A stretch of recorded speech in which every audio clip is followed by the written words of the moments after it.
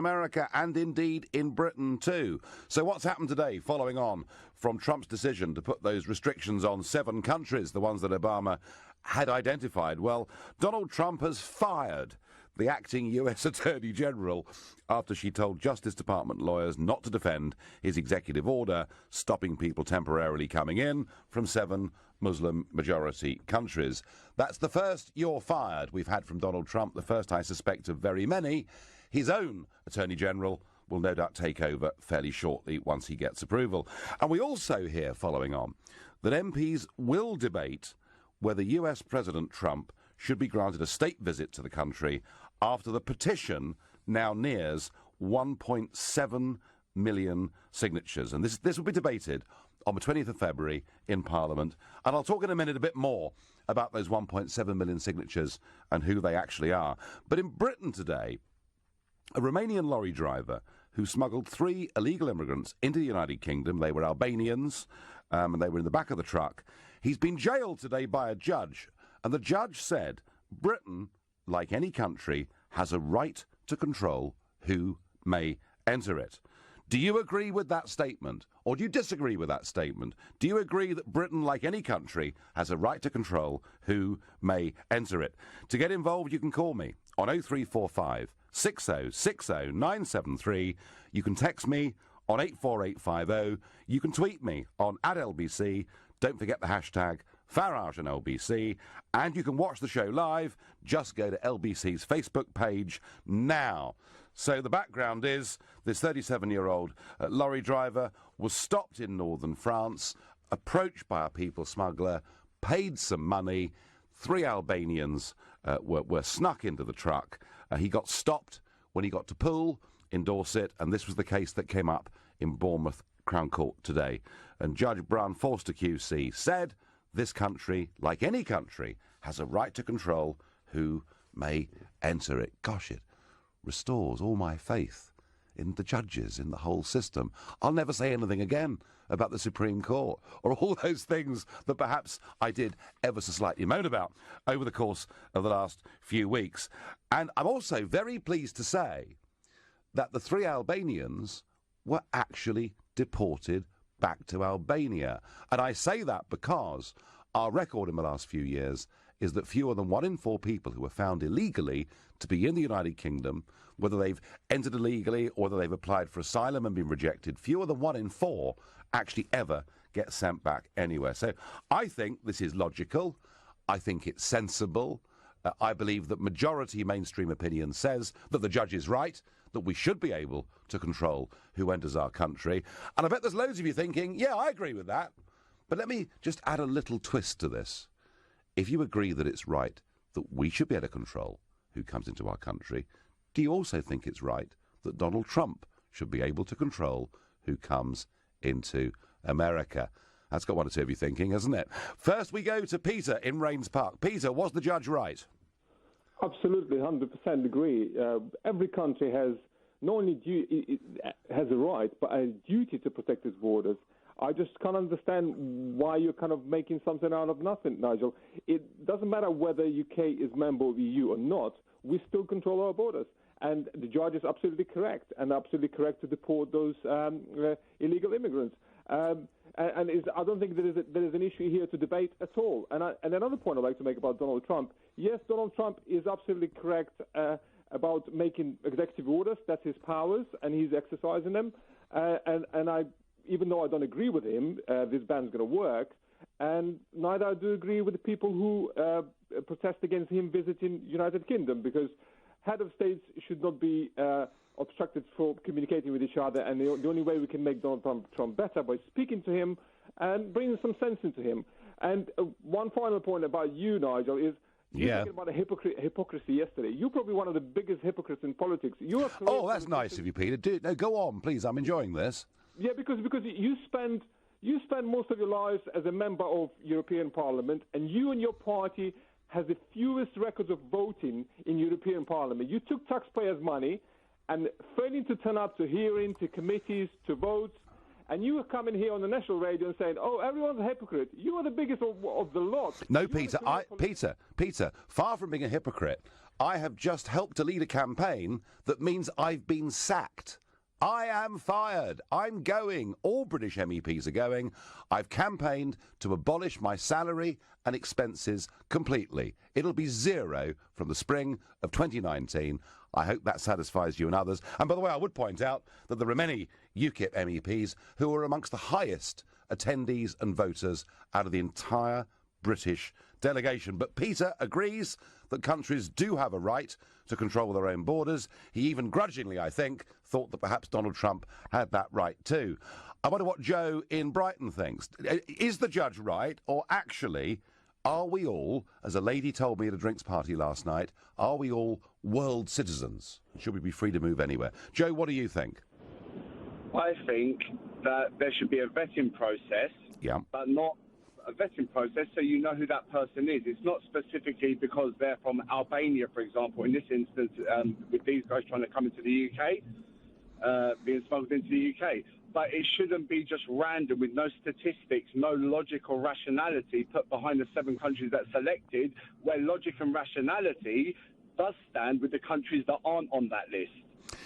That's my point here. So, and what I want to know is, how are you making this a fair comparison? 3 illegal people trying to smuggle into a country to 7 countries with all different types of people, legally, I mean, with the legal process of how you would normally apply for a visa or whatever, they're not even allowed to do that randomly. Well, Joe, it could be a Nigel Farage in Somalia, a Somalian... Hang on. Joe, I was quoting you what the judge, Judge Foster, said today. Britain, like any country, has a right to control who may enter it. And I was saying, if that's a principle, does it apply to Trump as well? And the point, Joe, about that list of 7, and I do understand what you're saying. Lots of callers last night said there should be lots of other countries on that list. Lots of other countries, actually, that have sponsored or even turned a blind eye to terrorism, to ISIS, to extremism. The point, Joe, about the list is that was the list that was drawn up by Obama, who went before. So, you know, whether that list is too long, too short, is a separate question. But it does get to this basic issue of you can't be a nation state unless you control your borders, it seems to me, Joe. What my point is, it's almost like you're trying to justify Donald Trump's actions by using this as a comparison, which there is no logic and it's not a fair comparison. Well, it's not the same. And that's my point to you now. This comparison that you're trying to do, you're trying to justify Donald Trump's actions, as in if a British judge says we have the right to control our borders, which I agree, we do have a right to say who enters the country, but not randomly picked. For example, you know, Somalia, I'm assuming Somalia and other countries that Egypt, other countries that are on the list, they have a mixture of people. So someone coming in from Egypt, well, you can say, what's your background? Oh, you're a normal average Joe working, a happy-go-lucky person. You know, they'll do their vetting, even extreme vetting. If that person's got nothing to hide, there should be nothing to worry about. And again, you can have someone from Britain entering America and could have the worst background, criminal connection. So, Joe, what you're saying, what you're saying, Joe, is judge people as people, not where they come from. Is that the point you're making? Yes, because I'll give you a metaphor. Every house has a toilet. If I go to any country in the world, I'm sure I'll find very nice people and very bad people, regardless of their religious background, their ethnic or their cultural background. You have good and bad in everybody. And my point being, and my main point being, is you're almost trying to, because this British judge, which made a fair statement, we have the right to see who you are coming in and vet you and say to you to allow you access. That is logical. So was, Joe, rational. Was this a very extreme thing that Obama did? I mean, is Obama a bad man for singling out 7 countries like this and saying America should take more action? I'm not like British media with double standards. Yes, if Donald Trump done it and Obama done it, they should be held to the same standard and the same accountability. Joe, you've made your point. Joe, you've made your point. You've made your point clearly and beautifully, and I thank you very much indeed. The first tweet that I got for you is, of course Britain has a right to control our own borders. So does every other country for that matter. That's in from Jeremy Wilson. Text, the judge is absolutely right. Of course we need control of our borders, and all of Europe should be doing the same. That's just stating the obvious. Alan in London. Nigel, when Article 50 came before the court, you were unhappy about pro-EU judges. So how can you accept Trump's politicisation of the USA judicial system? Cindy, we'll talk about this more because actually you're quite right. The Americans are used to a much more politicised system with their Supreme Court appointments, coming from either Republican or Democrat presidents.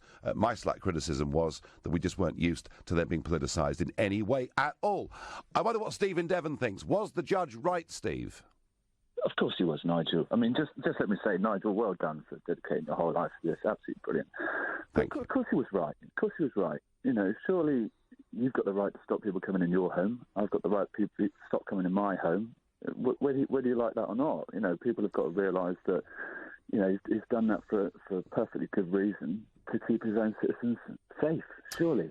Yeah, I mean, they've actually been arguing today, all of Trump's people, and they've been re-emphasising what I was trying to say last night. The word Muslim does not appear in the executive order. The word ban does not appear in the executive order. But, Steve, my previous caller, Joe from Brighton, said, of course countries have a right to control who comes in, and they should judge people as people. But is it right that Obama led us down a path to what Trump did? Is it right to effectively say we're going to be more cautious about this country than that country? Well, you walk down the street, maybe 3 or 4 people, one other person in that 3 and 4, to be trouble. So so of course we're right to be cautious about who's in what house and who's in the other house. I think Trump's a great thing for the American people, and it's about time somebody said, right, enough's enough. We have to stop this nonsense, and there has to be a start. Well, Steve, I tell you what, he's certainly done that, hasn't he? And thank you for your call. And please, if you disagree with the judge's statement, if you're a world citizen, if you're one of those people that was out there last night protesting, please call me. You will get every opportunity to put your argument clearly. If you disagree with that judge, please give me a call. You're listening to The Nigel Farage Show exclusively here on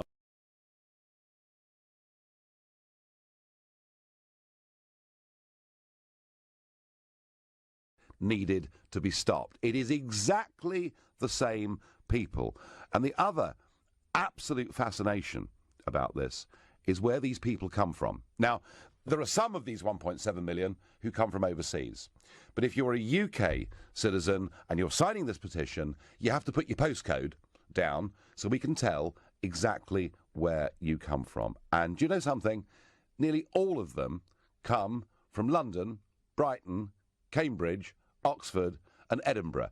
Out there in the shires, in the counties, virtually no one has signed this petition. It is remarkable, and it's so striking, it's so extraordinary that it is happening where basically there are big student populations, or in the case of London, a much wealthier population. But it is so striking as to be almost unbelievable. And what I'm going to do is I'm going to put this map up on LBC's website. Please go to lbc.co.uk. It is quite remarkable to see that really all of these signatures have come from a very, very narrow part of the United Kingdom, and they're exactly the same people that oppose Brexit. They seem to oppose almost everything that happened to the world in 2016. They want to wind the clock back. They want to start again. Bad luck, folks. We've moved on. But on this basic question of is it right that a country should control its borders, and does that apply to Donald Trump's administration too, I'm going to ask Ife in Maidstone what he thinks. Ife, good evening.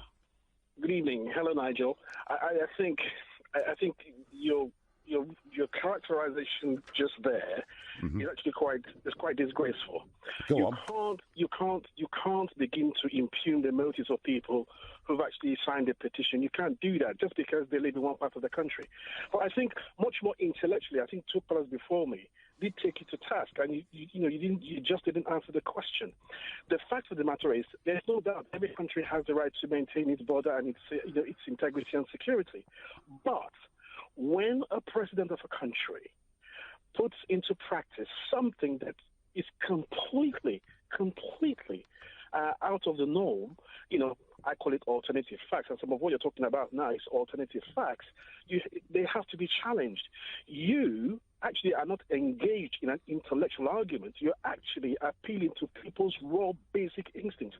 And I think you should be very careful about that. You shouldn't do that. People have the right to disagree with you, but don't impugn their motives. No, well, Ife, firstly, on the petition, all I'm telling you is these are the same people that oppose Brexit, and they all live in very, very few postcodes in this country, and that, I think, is a matter of interest. I haven't really commented on it, but it's very, very interesting to see the geography of that. Look, Ife, I mean, would you say that Obama was a bad man for singling out these 7 countries? Nigel, listen for a moment. It might help you. There you go again. Listen. Well, Ife, whether you like it or not, it is President Obama.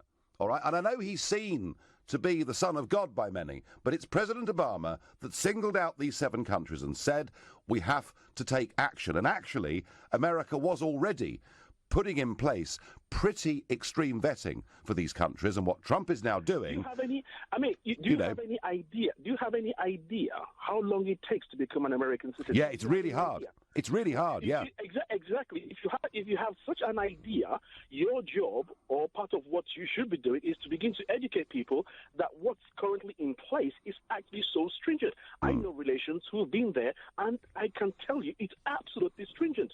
So when you are, you have the platform of the media, use it quite constructively. Some of your comments are quite negative, and it's not right. You shouldn't do that. All right, let me ask you a question. Do you think morally it was wrong of Obama to introduce extreme vetting in the case of these 7 countries? Should he have just treated these citizens the same as anywhere else in the world? Listen. It's questionable, that list. There are so many countries that should be on that list. But I just want to end with this. I was listening to Nadim Zahawi on Saturday, or on Sunday morning, and he had this interesting quote. If you continue to feed crocodiles with meat, they will eat the meat. But don't you think for one second that the crocodile doesn't want to eat you too? So the fact of the matter is Donald Trump has said so many things, done so many things that makes people like me agitated and say, hang on a minute, when is this going to end? Is this guy really serious? Is this guy really serious? And what you're doing, you're pitting one against the other. Divide and rule. Ife, you've made your point. I do not understand. Ife, thank you for your call. I don't get why when Trump does something it's bad, but Obama does something it's good. I really don't get that. Your Facebook messages, Clara Fox says, at the end of the day, who you vote for is a result of how people feel. America wanted borders closed. Well, maybe not closed, Clara, but certainly, to be pretty strict. Prim Maxwell says, in my view, most people are not saying he should not protect his borders from drugs, criminals and terrorists. It's just how he's implementing it. Well, Prim, you've got a point. I think maybe the marketing in the first 48 hours has not been very good. They've had to add quite a lot of corrections and amendments. And Jack says, I see it how it is. The British can control their borders, but the United States can't. Yeah, Jack, I get it. I wonder what Izet in Wimbledon thinks of this. Do we have the right to control our borders? Is Judge Forster right, Izet? Yes, I absolutely support the judge decision. I think it's like a very right concern about the controlling our borders. It's not only for the security reason concern. It might be also in order to keep our Britain values or also improving our life standard in the UK. Do you feel, do you feel that there are too many people coming into the United Kingdom now? Yes, I feel it. Being honest, I came to this country 15 years ago from Turkey as a businessman, and I can see the big difference in last, the decades, and I can see the big changes in negative way in the UK. Yes. Or in our lifestyle and the keeping the British values and comparing to 15 years ago is not the same, and the life standard is not the same as well. I think it's like we have a right to control our borders and keeping the. Well, you've made that point, a very strong, argument for the British way of life and being responsible. So is Trump right, or Obama and Trump, are they right to have singled out these 7 countries and said that's where the problem is? I think, I support Trump, but however, his last statement is not right. I don't support him. I don't think it's like the same as the UK decision, our judge decision, because the Trump, I think he's making his statement based nationality discrimination based on the people's race. I think it's against the international human rights.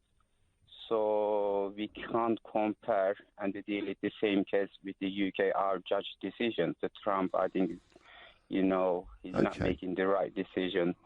Well, I have to say, I'm sure that when we decide who can come here from outside the European Union, it may not be codified publicly, but I'm sure we are much more cautious about some countries than we are about others. But Izette, you made some really very, very interesting points there.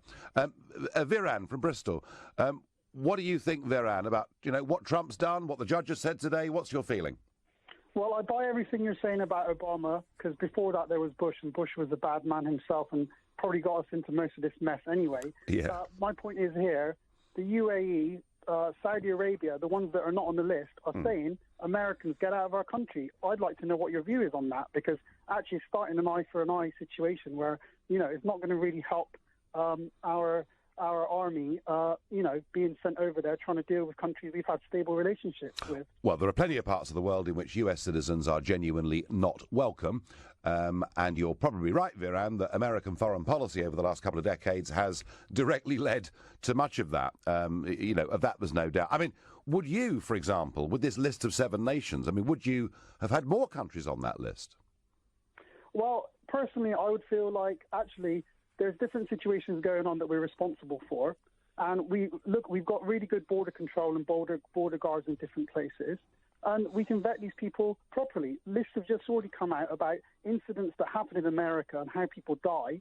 And the lowest ones are people coming from abroad and killing those people.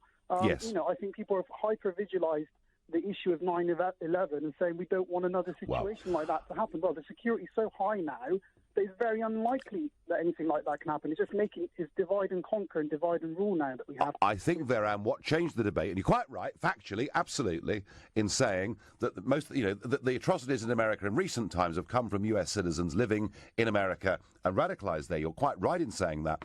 But I do think that what Angela Merkel did, and the spate of attacks that we've seen, horrible attacks that we've seen in France and indeed in Germany, has changed the debate in America and played a big role, I think, in this election. So just to remind you, the petition map of all those that have signed the petition is up on lbc.co.uk. Look at it. It's fascinating.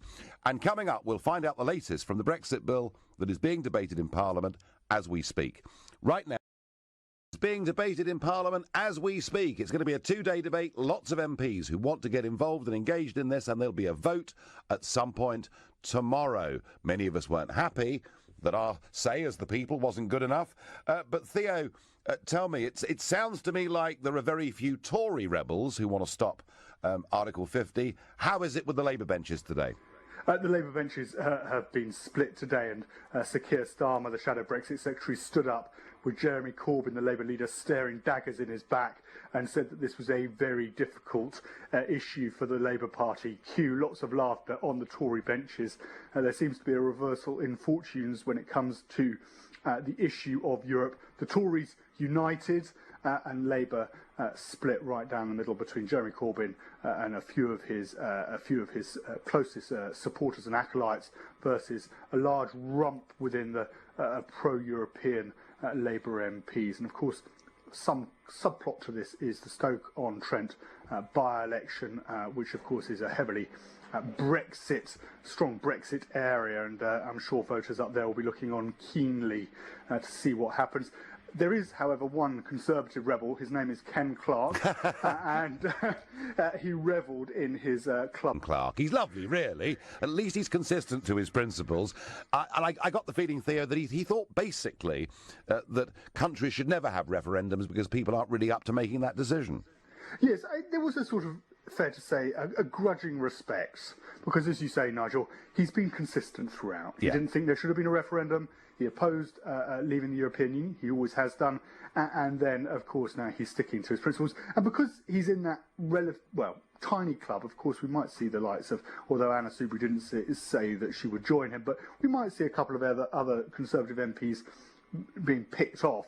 But because it's such a small club, and this will go through tomorrow evening at around 7 p.m. on second reading, this was, if you like, a relatively relaxed debate. When there's when it's looking like it's going to be much closer, then things always tend to heat up in the Commons. Now, I don't know when you were out on the stump during that referendum campaign if you were ever actually joined on stage or at a town hall meeting by John Redwood, Nigel, but he certainly has been listening to your friend Donald Trump and his slogan, this time coining the phrase, make Parliament great again. And I had reached the point, Mr. Speaker, where if the country had voted Remain... Wow, wonderful stuff. I'm quite excited. Theo, prediction, how big will the Labour split be tomorrow? I think there'll be around 100 to 150 Labour MPs, and that it will go through 450 plays 150, 200. So it's going to be a big majority for the government. So the Labour Party, it looks like, literally split down the middle. Yes, it's going to be split, and there will, of course, be some abstentions. There may even be a couple of resignations to go along with it as well. And it's going to be hard for the party. Emily Thornberry, when I spoke to her last week, was acknowledging it. Keir Starmer saying it today. The party split, and it all plays into what's going to happen in Stoke, because there is going to be a test with the Labour in a Labour constituency. Fascinating. Thea, we will come to you live tomorrow evening as they're going into the lobbies. Thank you very much indeed. Interesting. So Labour really, really got a massive problem over this. We've seen rebellions in the Conservative Party over the years on Europe. One thinks back 25 years to the Maastricht Rebellion, when about 30 Conservatives sort of went to the wire and opposed the government on the third reading, the last reading of the legislation. But if Theo's right, if out of their 232 MPs, up to 150 rebel, I think Mr Corbyn has got a real problem. But I'm going to return to the judge who jailed the Romanian lorry driver who had 3 illegal Albanians in the cab and made it clear that a country has the right to control its borders. We've talked about that. We've talked about it too in the context of Donald Trump, whether what he's done is the right thing or the wrong thing. And I wonder what David in Edgware thinks. Yeah, so, hi Nigel. Hello. So I want to argue with what you said before. Yeah. Because I voted Brexit and I signed the petition yesterday. Okay. Well, then you're one of the 9%, and that's fine, David. But 91% are an exact crossover. But I'm saying it's completely different reasons, Brexit and why I'm against Donald Trump. Yeah. I even heard an interview with you. I think I was on Fox News, one of the American channels. Uh-huh. They said they quoted that Muhammad is the second most popular name in England, and they asked you, is that the reason why you voted Brexit? And you said no, because we don't want anyone from the EU just coming with no borders. So it's nothing to do with Muslims. No, David. What I said, what I was asked that question on Fox News, was whether it was the Islamic issue with so many babies being called Muhammad that had made me vote for Brexit, and I said my Brexit decision had nothing to do with the religion of Islam at all. Is what I said. Yes. So it's Brexit is a completely different issue than Donald Trump's ban on Muslims. Well, hang on. Whoa. And we are replaying last night a bit, David. Donald Trump has not put a ban on the 5 most populous Muslim countries in the world. He hasn't even put a temporary suspension on. If you are a British Muslim, you're quite entitled to get a plane to New York tomorrow morning. What Obama did was to identify 7 countries which, yes, do have Muslim majorities. It was Obama that said these 7 countries pose a danger. He put into place, David, a form of really quite rigorous vetting, and what Trump is doing is buying a further 90 days through this temporary suspension to find out whether the vetting should be tougher still. But are you really telling me, David, that you think as a result of that he should be banned from coming to our country? No, I think I wasn't so angry of that. The main issue was that it was as if he made the executive order without consulting any of his staff. No one knew whether it would include people with green cards or the people who are people returning. It was just, when you make such a major decision, you have to speak to your staff. It's like his Twitter feed. He just says what's on his mind. He doesn't think. Whatever your opinions are, whether I agree or disagree with them, you have to consult with your team. David, you make a very good point, and I think that Mr. Spicer, his press secretary, has had a pretty difficult and gruelling 48 hours, and thank you very much for your call. Tanya Melling on Facebook says, quite right, every country has the right to control their borders. Mark Atkinson says, as regards the online petition, you can vote as many times as you like, as long as you use a different email address. So how many people have voted more than once? That's possible, Mark, and many on it have come I guess, from around the world. But, you know, most people that sign online petitions, you know, they're going to be honest about it, I think. Jack says if the British government bans an elected United States president from visiting the UK, I think it's safe to say it would be the end of our two countries' ties. And Jack, there's a little clue in that. There are a lot of the Remainers who do not want us to have a closer relationship with America. They see our destiny as being part of European political union. Tweet, Obama didn't do a ban like Trump has. Having a list of unstable countries doesn't mean banning people from there either. That comes from The Decider on Twitter. Look, the point is, Trump hasn't put a ban in place. Let's get that straight. It's a 90-day suspension. And Obama, you know, let's be honest about it. Obama did, and we've had reference to this on the programme already, Obama did put, by British standards, very extreme vetting on people that come from those countries. So I'm asking the question, was the judge right to say we should be able to control our borders? And I'm going to ask Cass from Huddersfield. Cass, what do you think? Hi, Nigel. I personally don't agree with what Obama's saying, basically. What Trump is saying. My question is, why is it that he chose those particular 7 countries and sort of jumped on Obama's bandwagon when if there's extreme vetting to be done, why not go the actual extra mile and extremely vet everyone from everywhere rather than just those people from those particular countries? Well, you know, there is a logic in what you say, that you know, and you're the second caller tonight that says, look, you know, of course a country has a right to vet extremely, to be really cautious about who comes to live in their nation, but singling out countries is wrong. I guess, Cass, the reason is they are countries in which, you know, there has been too much terrorism taking place over the course of the last few years. Simple as that, really, isn't it? Well, not really. If you look at it from the stance of, for example, if you look at 9/11, for example, where the hijackers were from, they're from Saudi Arabia as well. But why not basically extremely vet them instead of extremely vet other countries, for example?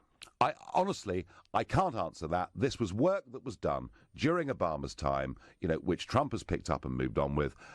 I don't think any system is going to be perfect. I suspect that if you extremely vetted everyone from all over the world, it will become such a cumbersome process. It'll be hard for anyone, really, to get into the United States of America. But you know, I'm fascinated as to whether it's right, whether it's wrong. And it's interesting that people like Cass ring me and see, you know, maybe there should be more countries on this list, including Saudi Arabia. Right now, you're listening to the Nigel Farage Show, exclusively here on Foster says, as he jails a Romanian lorry driver for 2 years for bringing in illegal immigrants, he says this country, like any country, has a right to control who may enter it. And I think he's right. I think most of you think he is right. And yet the odd thing is, somehow, when Donald Trump tries to do this, people tell me it's wrong. I'm not getting it. What am I missing? Damien in Chingford, what am I missing? What am I getting wrong here? I think that everyone's getting it wrong. It's quite funny, really, because obviously, when did Obama write up this list? Oh, this list was drawn up some months ago, and in fact, it has been acted on because, you know, if you're trying to get into America from those countries, it takes a long time. It's very difficult. Yeah, because the thing is, I think that what people are missing is, you know, in terms of keeping his people, his voters happy. Obviously, all of them countries that are listed have got no relevance in terms of the terrorism and everything else that comes with it. But obviously, well, I'm not sure about that. Well, when you look at all the past atrocities and stuff, none of them have actually come from them countries. But where I'm going with my point is obviously because you have the borderline kind of white supremacist groups, and then you've got the white supremacist groups who expect him to fulfill what he was meant to fulfill. He thought, oh, what I'll do is I'll just throw in these countries that Obama has listed up because with Saudi Arabia and that, they've got a lot of investment in America. Damien, yes. How many white supremacists do you think there are in America? No, but where I'm going with my point is, obviously, I mean this, I don't even mean it with the greatest respect because a lot of them are kind of a bit stupid, but those who follow that kind of thing, they expected actions, and now they're all throwing parties. Oh, yes, we're getting rid of all the Muslims and all that kind of nonsense. So where I'm going with my point, yeah, is when you think about it, if he was really serious about stopping so-called terrorists coming into America, he would have went for the countries where the past people have come from. Mm-hmm. But what he's done is he's just sweetened up that little small minority by saying, look what I've done. Well, Damien, he may well decide in 90 days that the vetting that is put in place from those 7 countries actually is sufficient. He may well decide that. He may well go a little bit further. He may well add other countries to that list. And certainly, from all the calls I've had in the last couple of days, Saudi Arabia, if there was a poll amongst LBC listeners, Saudi Arabia would be top of the list. But Damien, honestly, Trump is not trying to please tiddly groups of white supremacists. There aren't many of them. What he's trying to do is to hold faith with the tens of millions that voted for him by showing them that if you vote for Trump, you get what you voted for. And you know what? Boy, he signed a lot of executive orders last week. We've had some criticisms about a lack of detail, and that may be true. But in terms of direction, he is going to honour his manifesto. Of that, I've got no doubt. I wonder what Pauline in Bethnal Green thinks. Pauline, good evening.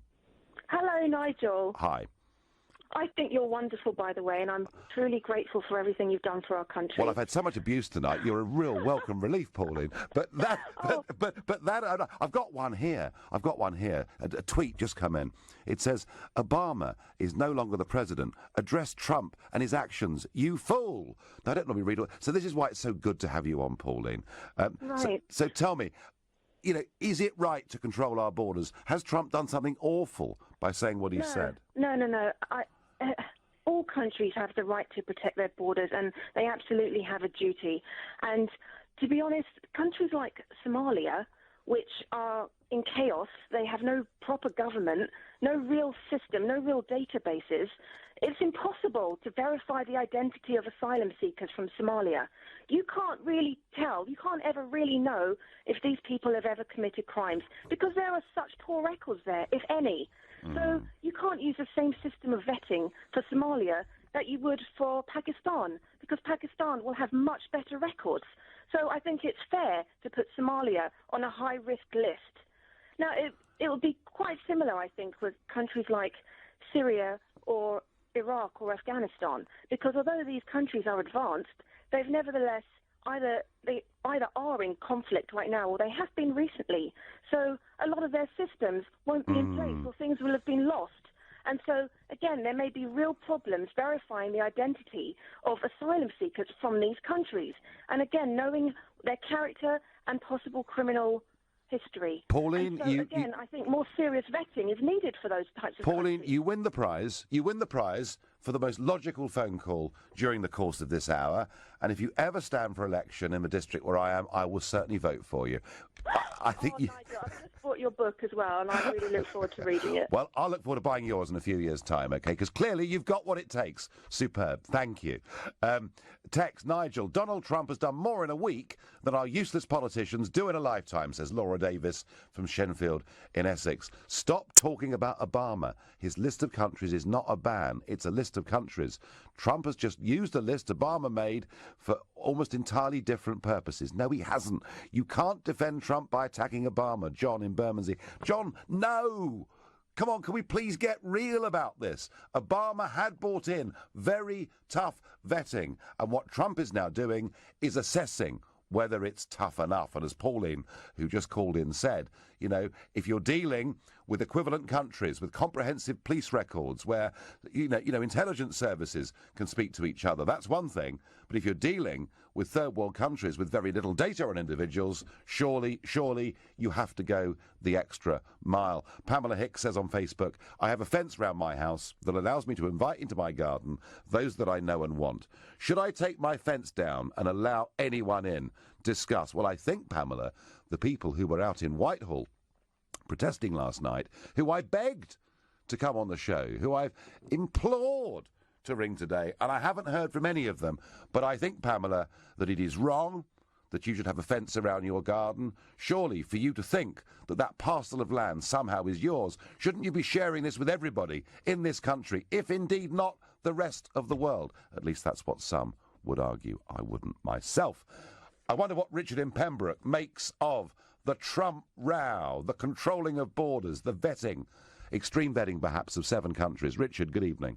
Well, actually, what I wanted to take you back to was the statement you made earlier about the correlation. In fact, on your Facebook page, you said massive correlation between the people who voted to remain and those who voted to leave compared to the petition. Yeah. Now, you mentioned London, Brighton, Edinburgh, I think you might have said Manchester. Oxford, Cambridge, quite a sizable amount of the population. But I'm wondering if you could break that down into actual percentages for me. Otherwise, it's a bit like a man in the pub story, you know what I mean?